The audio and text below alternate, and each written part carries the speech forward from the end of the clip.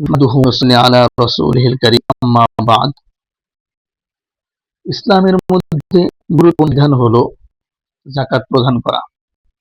আল্লাহ তাআলা অসংখ্য আয়াতে যাকাতের কথা বলেন।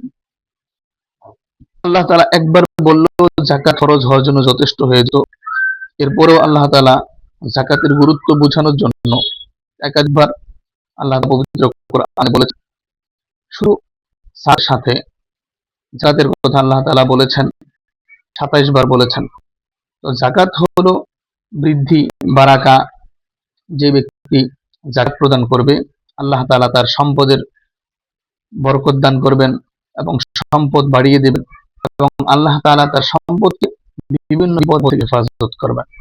তাই আমাদের উচিত হলো যাকাত আদায় করা, যাদের উপর যাকাত ফরজ হয়েছে। তো যেই সমস্ত সম্পদের উপর যাকাত ফরজ হয় সেটা হলো ৪ ধরনের সম্পদ।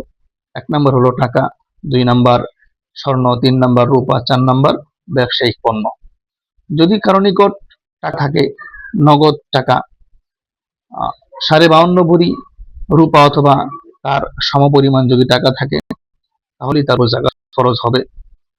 যদি কারো নিকট স্বর্ণ থাকে ১ ভরি স্বর্ণ, ২ ভরি স্বর্ণ, তার নিকট ১ ভরি স্বর্ণের সাথে যদি ১০,০০০ টাকা থাকে, সেই ১০,০০০ টাকা ১ বছর অতিবাহিত হতে হবে। ১ বছর অতিবাহিত হলে স্বর্ণ এবং টাকা যোগ করে দেখতে হবে যে ৫২.৫ ভরি রূপার পরিমাণ টাকা হয়েছে। যদি ৫২.৫ ভরি যদি রূপার পরিমাণ অর্থ হয়, তাহলে তার উপর যাকাত ফরজ হবে।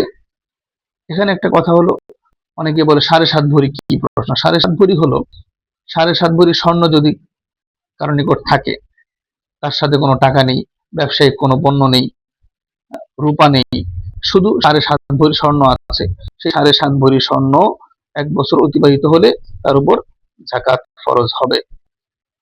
স্বর্ণ ব্যতীত কারো নিকট রূপা আছে, ব্যবসায়িক পণ্য আছে, কিছু টাকা আছে, সব মিলে যদি রূপার ৫২.৫ ভরি রূপার পরিমাণ টাকা হয়, তাহলে তার উপর যাকাত ফরজ হবে।